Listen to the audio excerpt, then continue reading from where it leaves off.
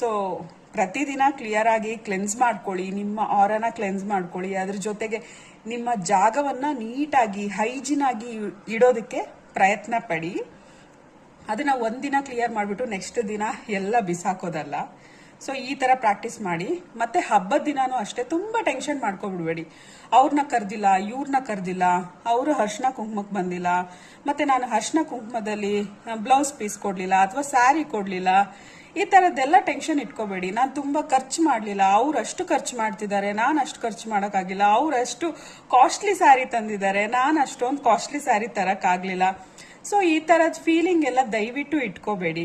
So ಈ ತರದ feeling ಹೆಚ್ಚಾದಷ್ಟು ನಿಮ್ಗೆ ಹಬ್ಬ ಮಾಡೋದಕ್ಕಾಗಲ್ಲ. ಹಬ್ಬ ಅನ್ನೋದು, ಹಬ್ಬದ ವಾತಾವರಣ ಅನ್ನೋದು ಆ ಒಂದು ದಿನದ್ದಲ್ಲ. ಸೊ ವರ್ಷ ಪೂರ್ತಿ ಆ ಒಂದು ಎನರ್ಜಿ ನಿಮ್ಗೆ ಪಾಸ್ ಆಗ್ಬೇಕಾಗುತ್ತೆ. ಆ ಒಂದು ಎನರ್ಜಿ ಅನ್ನೋದು ವರ್ಷ ಪೂರ್ತಿ ಇರ್ಬೇಕಾಗುತ್ತೆ ನಿಮ್ಗೆ. ಪಾಸಿಟಿವಿಟಿ ಆ ಒಂದು ದಿನ ಪಾಸಿಟಿವಿಟಿ ಬೇಕಾಗಿರೋದಲ್ಲ, ವರ್ಷ ಪೂರ್ತಿ ಚೆನ್ನಾಗಿರ್ಬೇಕು ನೀವು. ಸೊ ಹಾಗಾಗಿ ಏನಿದೆಯೋ ಅದರಲ್ಲಿ ಅಡ್ಜಸ್ಟ್ ಮಾಡ್ಕೊಳ್ಳೋದಕ್ಕೆ ಟ್ರೈ ಮಾಡಿ. ತಕ್ಕ ಮಟ್ಟಿಗೆ ಆ ಒಂದು ಥಿಂಗ್ಸ್ ಅನ್ನ ತಗೋಬರೋದಾಗಿರ್ಬೋದು.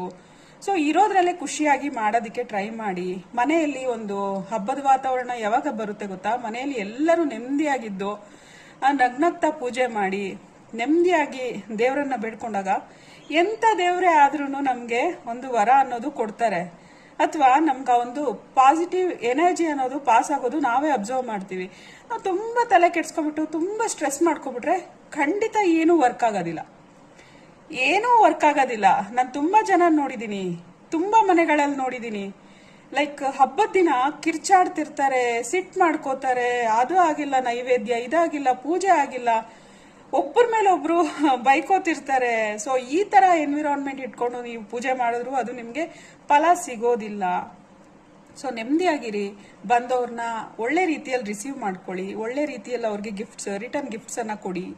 ಸೊ ಖುಷಿಯಾಗಿ ಪೂಜೆ ಮಾಡಿ. ನೀವು ತುಂಬಾ ಚೆನ್ನಾಗಿ ಅಲಂಕಾರ ಮಾಡ್ಕೊಳ್ಳಿ. ತುಂಬಾ ಜನ ವರಮಹಾಲಕ್ಷ್ಮಿ ಹಬ್ಬ ಅನ್ನೋಷ್ಟೊತ್ತಿಗೆ ದೇವ್ರಿಗೆ ಮಾತ್ರ ಅಲಂಕಾರ ಮಾಡಿರ್ತೀರಾ, ನೀವು ಚೆನ್ನಾಗಿ ರೆಡಿ ಆಗಿರಲ್ಲ. ಸೊ ಮನೆ ಮಹಾಲಕ್ಷ್ಮಿ ಅಂದ್ರೆ ಯಾರು? ನೀವೇ ತಾನೆ.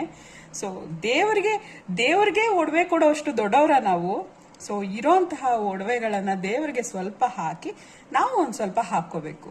ನಾವು ರೆಡಿ ಆಗ್ಬೇಕು, ಮನೆ ಮಕ್ಕಳು ನಾವು ಚೆನ್ನಾಗಿರ್ಬೇಕಲ್ವಾ. ಸೊ ಇದೆಲ್ಲ ಮೈಂಡಲ್ಲಿ ಇಟ್ಕೊಂಡು ಹಬ್ಬನ ಚೆನ್ನಾಗಿ ಆಚರಿಸಿ. ತುಂಬಾ ಟೆನ್ಷನ್ ಮಾಡ್ಕೊಂಡ್ಬಿಡ್ಬೇಡಿ. ಕಾಮ್ ಆಗಿ ಕೂಲ್ ಆಗಿ ಪ್ರತಿಯೊಂದನ್ನು ಹ್ಯಾಂಡಲ್ ಮಾಡಿ. ಚೆನ್ನಾಗ್ ಅನ್ಸುತ್ತೆ, ನಿಮ್ಗೆ ಅರ್ಥ ಆಗುತ್ತೆ ಎಷ್ಟು ಚೆನ್ನಾಗಾಯ್ತು ಈ ವರ್ಷ ಹಬ್ಬ ಅಂತನ್ಬಿಟ್ಟು. ಸೊ ನಾನು ಇದನ್ನ ಫಾಲೋ ಮಾಡ್ತೀನಿ, ನೀವು ಫಾಲೋ ಮಾಡ್ತೀರಾ ಅಂತ ಅನ್ಕೊಂಡಿದ್ದೀನಿ. Thank you so much. Bye.